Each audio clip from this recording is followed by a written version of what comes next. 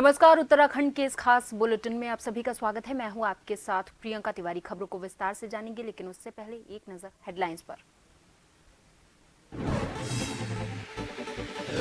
लोकसभा के रण में हरियाणा दौरे पर सीएम धामी। संसदीय क्षेत्र फरीदाबाद और गुरुग्राम में आज शाम को करेंगे जनसभाएं। बीजेपी प्रत्याशियों के पक्ष में मांगेंगे वोट। हरिद्वार में चारधाम यात्रियों का आना जारी। 31 मई तक रजिस्ट्रेशन बंद करने से बढ़ी परेशानी। यात्रियों का फूटा गुस्सा, पुलिस ने कराया शांत।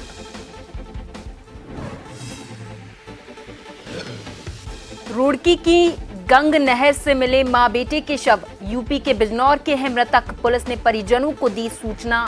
गंग नहर में मिले मां बेटे के शव। रामनगर में वन विभाग की बड़ी कार्रवाई। भारी मात्रा में लकड़ी की जब्त। तस्करों में मचा हड़कंप। तराई पश्चिमी वन प्रभाग क्षेत्र का मामला। और उत्तराखंड के पर्वतीय जिलों में फिर बरसेंगे बादल। 30 से 40 किलोमीटर प्रति घंटे की रफ्तार से चलेंगी हवाएं। मैदानी क्षेत्रों में आग उगल रहा सूरज।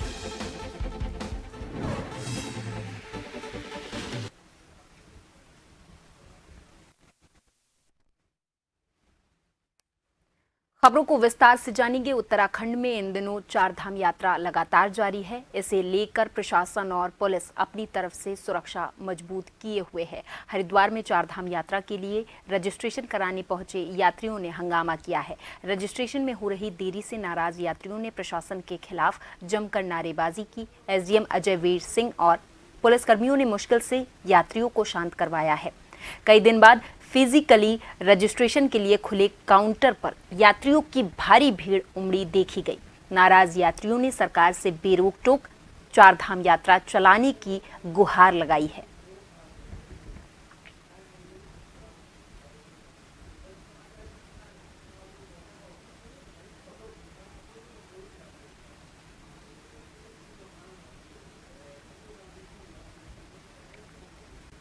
उत्तराखंड सरकार का चारधाम मंदिरों की परिधि में रील और वीडियोग्राफी करने को लेकर प्रतिबंध करने की तर्ज पर हरिद्वार के मंदिरों में भी इसे अपनाने की तैयारी चल रही है। मनसा देवी मंदिर ट्रस्ट के अध्यक्ष महंत रविंद्र पुरी ने सरकार के इस कदम को सराहना करते हुए उसके एक अच्छी पहल बताया है और बहुत जल्द मनसा देवी मंदिर में भी इसे लागू करने की बात उन्होंने कही है। बहुत अच्छी बात है। आपने देखा होगा जब हम मनसा देवी में जाते, चंडी देवी में जाते, किसी मंदिर में जाते, गंगा जी में जाते, वहाँ हम वो भावना लेके नहीं जाते हैं। हम वहाँ समर्पण लेके नहीं जाते हैं। हम वहाँ श्रद्धा लेके नहीं जाते हैं। हमारा विश्वास नहीं होता। हमारा यही विश्वास रहता है सोशल मीडिया पे कैसे हम एक बार आ जाएं। इसके लिए हम रील बनाते हैं और इस पर बैन लगना बहुत जरूरी है। क्या मनसा देवी में भी इसकी शुरुआत की जाएगी? मेरा प्रयास रहेगा और मैं बहुत जल्दी शायद आप सबको बुला करके ऐसा मैं कार्य करने जा रहा हूँ। रुड़की गंग नहर में 2 शव बहते देख मोनू जलवीर ने आसफ नगर जहाज से बड़ी दिक्कतों से शव को बाहर निकाला, जिसके बाद पता चला कि ये शव मां बेटे के हैं। दोनों उत्तर प्रदेश के बिजनौर के पिरान कलियर से आए हुए थे और बेटा कई दिनों से बीमार चल रहा था, जिसके चलते उसकी मां भी मानसिक रूप से तनाव में रहती थी और काफी दिनों से वो पिरान कलियर क्षेत्र में नहीं दिखाई दे रहे थे। पर आज उन दोनों के शव गंग नहर में मिले हैं। परिजनों को सूचना दे दी गई थी और शवों को पोस्टमार्टम के लिए भेज दिया गया है।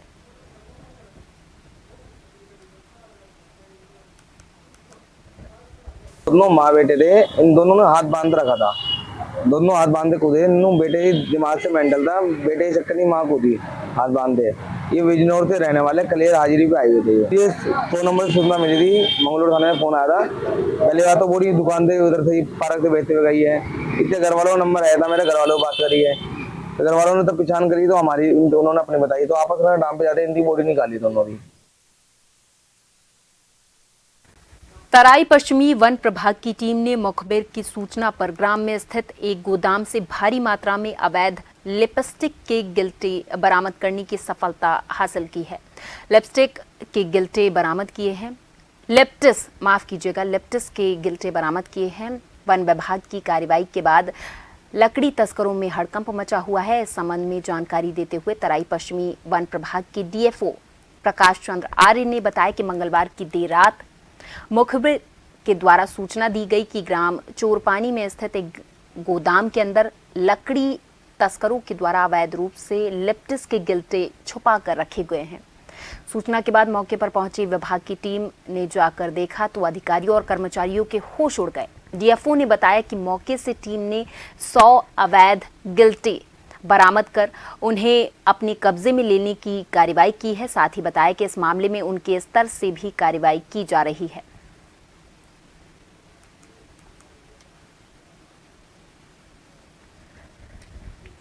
हमको मुखबिर की सूचना मिली थी हमको कि वहाँ पर कुछ लकड़ियाँ पड़ी हुई है यूकेलिप्टस की। तो हमारी टीम वहाँ पर गई तो वास्तव में वहाँ पे उनको लकड़ियाँ मिली हैं। तो ये पता चला कि ये बर्न निगम की लॉट से में जो यूकेलिप्टस का पातन हो रहा है उसकी तरफ से जो उनके ढुलान के ठेकेदार हैं उनके द्वारा डाली। तो वो लकड़ियाँ हमने लगभग 100 नग हैं करीब वो अभी उनका नपत वगैरह चल रही है। बाकी विस्तृत सूचना तो उसके बाद ही पता चलेगी कितना घन मीटर है, कितनी क्वांटिटी है, लेकिन लगभग 100 नग हैं वो। तो और उनको हमने अपने कब्जे में लेकर के अपने यहाँ वन क्षेत्राधिकारी पोखरा का क्षेत्र है वो उनके द्वारा कब्जे में लेकर के उनकी नपत वगैरह की जाए। विश्व प्रसिद्ध जिम कॉर्बेट नेशनल पार्क से लगते नेशनल हाईवे 309 रानीखेत मोटर मार्ग पर अब वाहन स्वामियों ने बजाया प्रेशर हॉर्न तो कार्रवाई की जाएगी। बता दें कि कॉर्बेट पार्क के समीपवर्ती 500 मीटर क्षेत्र पूर्व से ही साइलेंट जोन घोषित किया गया है। 50 डेसिबल से ज्यादा नॉइज लेवल की आवाज करने पर कार्रवाई की जाएगी। विश्व प्रसिद्ध जिम कॉर्बेट नेशनल पार्क में हर वर्ष लाखों की तादाद में पर्यटक कॉर्बेट टाइगर रिजर्व के वनों और वन्य जीवों के दीदार के लिए पहुंचते हैं। कॉर्बेट पार्क के समीपवर्ती 500 मीटर क्षेत्र साइलेंट जोन घोषित है, जिसमें 50 डेसिबल से ज्यादा की आवाज करने पर प्रशासन के द्वारा कार्रवाई की जाती है। ईस्ट कॉर्बेट पार्क के पास पड़ने वाले रानीखेत 309 नेशनल हाईवे मोटर मार्ग पर अब वाहन स्वामियों ने अगर प्रेशर हॉर्न या 50 डेसिबल से ज्यादा की आवाज में हॉर्न बजाया तो उन पर कॉर्बेट प्रशासन कार्रवाई करने के लिए तैयार है। कॉर्बेट टाइगर रिजर्व एक साइलेंट जोन है। 500 मीटर तक समयव्याप्ति में वो 50 डेसिबल से नीचे उसका होना है, नॉइस लेवल उससे ऊपर नहीं होना चाहिए। इसको और अभी दिकोली ग्राम पंचायत से हमें रिक्वेस्ट आया था कि वहाँ पे प्रेशर हॉर्न बहुत यूज किया जा रहा है तो उससे नॉइस पोल्यूशन हो रहा है। उसको देखते हुए हमने एसडीएम को लिखे हैं, एसडीएम रामनगर को लिखे हैं, उनको निर्देशित करते हुए कि जो अगर कोई भी यूज करते हैं तो वो पुलिस को या रेवेन्यू डिपार्टमेंट इस पर कार्रवाई करेगा। और उसके साथ साथ हमारा वन विभाग भी इसमें सक्षम स्तर है। 2021 नॉइस रूल्स के तहत आरओ भी एक सक्षम अधिकारी है जो नॉइस रूल का उल्लंघन पे कार्रवाई कर सकते हैं। तो अगर यदि कोई यूज करते हैं प्रेशर हॉर्न्स इस साइलेंट जोन में तो उन पे कार्रवाई किया जाएगा। और वन्य जीव संरक्षण में महत्वपूर्ण भूमिका निभा रहा उत्तराखंड वन्य जीवों के हमले से भी त्रस्त है। आए दिन इनके हमले की घटनाएं सुर्खियां बनती जा रही। अब जब बरसात आने वाली है तो चिंता के बादल अधिक गहराने लगे हैं, क्योंकि अब तक के अनुभव बताते हैं कि बरसात के दिनों में वन्य जीवों के हमले की घटनाएं बढ़ जाती हैं। वन विभाग के द्वारा इस बार वन्य जीवों के हमले को रोकने के लिए पहले से तैयारी शुरू कर दी गई है, ताकि आने वाले समय में वन्य जीव हमले से मानव जीवन को बचाया जा सके। कि हमारा जो विश्लेषण है मानव वन जीव संघर्ष की घटनाओं का, उससे ये स्पष्ट होता है कि वर्षा काल के जो महीने हैं वो ऐसी घटनाओं की दृष्टि से अत्यंत संवेदनशील है। और इसलिए हमने इस बार इसके लिए पूरी तैयारी करने का प्रयास किया है। पिछले वित्तीय वर्ष में नए उपकरणों के लिए, जिसमें ट्रैंक्विलाइजिंग गन से लेके कैमरा ट्रैप से लेके अनाइडर से लेके रेस्क्यू किट इत्यादि क्रय किए जाने थे, उसके लिए 10 करोड़ रुपए से अधिक की धनराशि सभी प्रभागों को उपलब्ध कराई गई है। हमने प्रभागों को निर्देशित किया गया है कि जो उपकरण, और उसमें लाइट वेट केजेस भी सम्मिलित हैं। काशीपुर में बीती रात रामनगर रोड स्थित रामलीला मैदान में श्री श्याम सेवक मंडल ट्रस्ट काशीपुर के द्वारा खाटू श्याम बाबा की महासंकीर्तन का आयोजन किया गया। श्याम सेवक मंडल ट्रस्ट काशीपुर के द्वारा आयोजित महासंकीर्तन रामनगर रोड स्थित रामलीला मैदान में आयोजित किया गया था। इस संकीर्तन में पंचकूला पंजाब से आए दीपक लखा ने श्रद्धालुओं को अपने भजनों पर झूमने पर मजबूर कर दिया। वहीं मुरादाबाद से आए नागेंद्र रघुवंशी के अलावा काशीपुर के शुभम तिलकधारी और वंशिका गुप्ता ने बाबा की महिमा का गुणगान कर श्रद्धालुओं का मन मोह लिया। कलयुग के ये अवतार है और कलयुग के अंतिम चरण तक प्रत्येक धर्म में इनकी ज्योति जरूर प्रकाशमान होगी। और सभी श्याम प्रेमियों से अनुरोध है कि जितने भी लोग हैं उन्हें एक बार खाटू अवश्य लेकर जाएं, कीर्तन में अवश्य आएं और प्रत्येक श्याम प्रेमी का दायित्व यही है कि वो हर घर में ज्योति जलाने में श्री श्याम सेवक मंडल ट्रस्ट का सहयोग करे। शाम का भव्य कीर्तन आयोजन हो रहा है। मैं सभी से निवेदन करना चाहता हूँ कि शाम के दरबार में आए, अपने जीवन को कृतार्थ करें और बाबा शाम के चरणों का आशीर्वाद प्राप्त करें। और मैं पहली बार काशीपुर आया हूँ। मैं सभी प्रेमियों से यही निवेदन करता हूँ कि आप सभी मुझे प्यार देंगे, अपना आशीर्वाद देंगे, क्योंकि ये मेरा पहला बाबा श्याम का कीर्तन जो कि अग्रवाल परिवार में।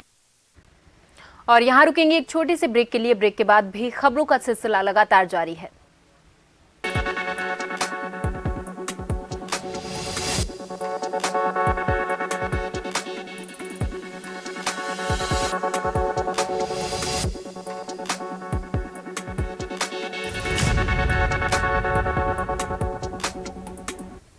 ब्रेक के बाद एक बार फिर से आप सभी का बहुत स्वागत है। खबरों को विस्तार से जानेंगे। लोहाघाट पिथौरागढ़ एनएच में लोहाघाट के एमजे होटल से लेकर मरोड़ा खान तक की 4 किलोमीटर की टुकड़ी को एनएच विभाग के द्वारा लावारिस हालत में छोड़ दिया गया है। इस स्थान में एनएच की टुकड़ी की स्थिति काफी दयनीय है। एनएच के द्वारा कोई भी कार्य इस स्थान में नहीं किया जा रहा।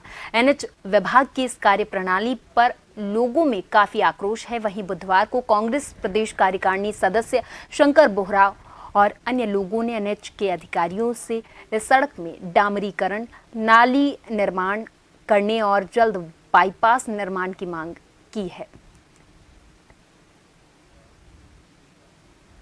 तो मेरे को तो इसको देख के ये लग रहा है, मैं कल ही उस रास्ते से जो गया हूँ, उस सड़क से गया हूँ, उसमें मेरे को एनएच का जैसा तो कहीं से कहीं तक कुछ जो है दिख ही नहीं रहा है एनएच का। तो जिस तरह में गुजरा और बारिश की उसमें बहुत ही लंबा जो है तालाब सरोवर बना हुआ था, उसमें मैं कह रहा हूँ कि वाहन पलटने से बच गया। लेकिन जो है ये कितनी लापरवाह बात है। मैं जो है कर्मचारियों से भी हमारा आग्रह है और सरकार से भी आग्रह है, या तो उसको मेरे को लगता है एनएच का दर्जा नहीं दिया है, या यदि दिया गया है तो इतनी लापरवाही जो है ये अपने आप में जो है विभाग की जो है एक घोर लापरवाही जो है मानी जाएगी। लोहाघाट के हथरंगिया में प्रसिद्ध कालू सैयद बाबा की मजार में लगने वाले हिंदू मुस्लिम कौमी एकता का प्रतीक उर्स मेला इस बार 24 मई से 26 मई तक आयोजित किया जा रहा है। बुधवार को मजार के मुतावल्ली हसमत बाबा ने लोहाघाट एसडीएम रिंकू बिस्ट को 3 दिवसीय उर्स मेले में विगत वर्षों की भांति इस वर्ष भी शांति और सुरक्षा व्यवस्था उपलब्ध करवाने की मांग करते हुए एक प्रार्थना पत्र दिया है। उस मेले में दूर दूर क्षेत्र से मेले का आनंद उठाने के लिए जायरीन पहुंचते हैं। वहीं मजार के मुतावल्ली हसमत बाबा ने बताया कि इस वर्ष उर्स मेले को काफ़ी धूमधाम और शांतिपूर्ण तरीके से संपन्न कराया जाएगा। उन्होंने बताया कि 24 मई को उर्स मेले का कुरान खानी के साथ शुभारंभ किया जाएगा।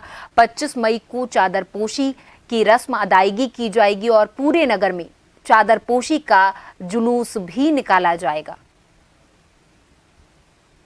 सरजमीन लोहाघाट में हजरत कालू सैयद बाबा का उर्स मेला बड़ी धूमधाम से बनाया जाता है। हर साल की भांति इस साल भी बड़ी धूमधाम से बनाया जाएगा और हिंदू मुस्लिम एकता की ये मिसाल है। तो हर साल की भांति आप जो भी है बाबा की कृपा सबके ऊपर बनी रहती। बाबा जो है सबके हैं, किसी अनेक का नहीं है। बाबा सब सत्य धर्म के, सब धर्म के हैं, सनातन धर्म के बाबा हैं। हरिद्वार में चारधाम यात्रा के लिए लोगों का आना लगातार जारी है। भारी भीड़ को देखते हुए उत्तराखंड सरकार ने पहले 19 मई तक ऑफलाइन रजिस्ट्रेशन पर रोक लगाई थी, जिसे अब 31 मई तक बढ़ा दिया गया है। इससे हरिद्वार पहुंच चुके श्रद्धालु तीर्थ यात्रा के लिए ना तो आने जा पा रहे हैं और ना ही वापस घर लौट पा रहे हैं। तीर्थ यात्रियों का कहना है कि प्रशासन से सही सपोर्ट नहीं मिलने और ठहरने के पूरे बंदोबस्त नहीं होने की वजह से उन्हें कई तरह की दिक्कतों का सामना करना पड़ रहा है। वहीं प्रशासन के मुताबिक ऑनलाइन रजिस्ट्रेशन कराने वाले तीर्थयात्रियों को आगे जाने दिया जा रहा है, लेकिन चारों धाम यमुनोत्री, गंगोत्री, केदारनाथ और बद्रीनाथ में भारी भीड़ और यात्रियों को होने वाली परेशानी को ध्यान में रखते हुए फिलहाल ऑफलाइन रजिस्ट्रेशन बंद कर दिया गया है।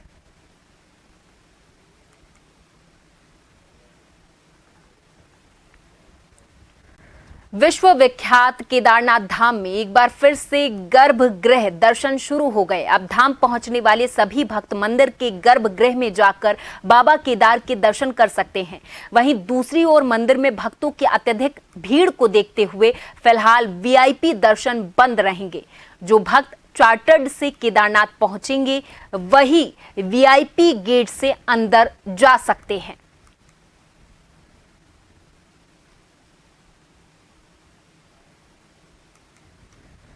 सभी तीर्थ पुरोहितों ने मिलकर के कल एक बहुत बड़ा विरोध किया। एक स्वर में सभी ने विरोध किया कि वीआईपी बंद होना चाहिए।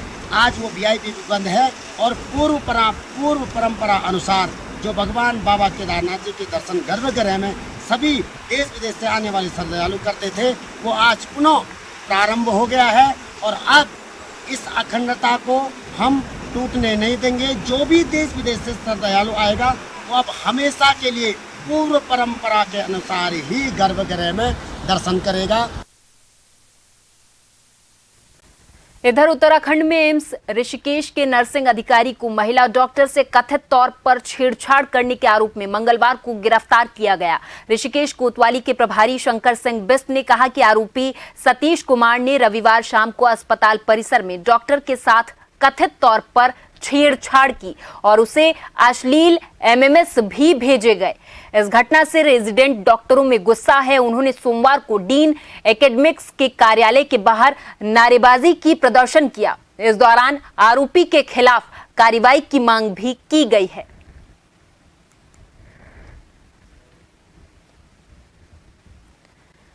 कुमाऊं की लाइफलाइन के रूप में पहचानी जाने वाली कीमू बस सर्विस यानी कुमाऊं मोटर्स ऑनर्स यूनियन के द्वारा यात्रियों के लिए ई टिकटिंग की व्यवस्था शुरू कर दी गई है।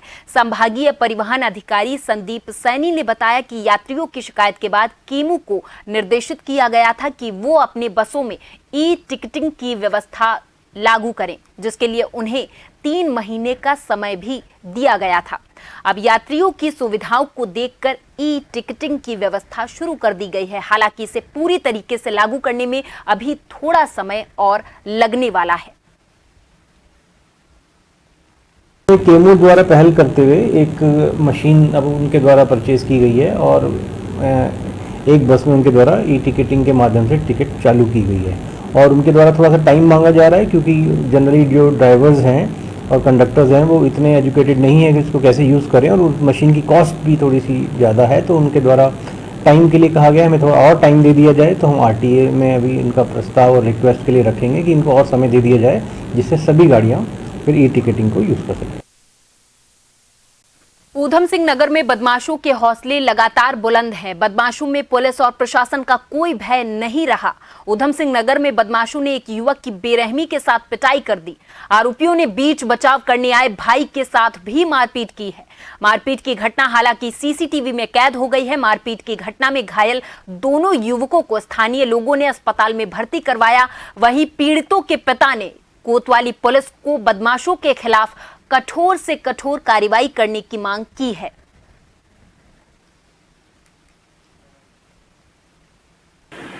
बेसिकली ये एक घटना है मारपीट की जो किच्छा थाना क्षेत्र अंतर्गत हुई है। इसमें हमें अभियोग में तहरीर हमें प्राप्त हो गई है। इसमें अभियोग सुसंगत धाराओं में पंजीकृत कर दिया है और इसमें भी घटना कारित करने वालों को हम चिन्हित कर रहे हैं, उनके विरुद्ध कड़ी कार्रवाई इसमें अमल में लाई जाएगी और इसमें जो घटना के कारण है उसकी भी हम लोग जांच कर रहे हैं और जो भी लोग संलिप्त हैं उनके विरुद्ध कड़ी कार्रवाई अमल में लाई जाएगी।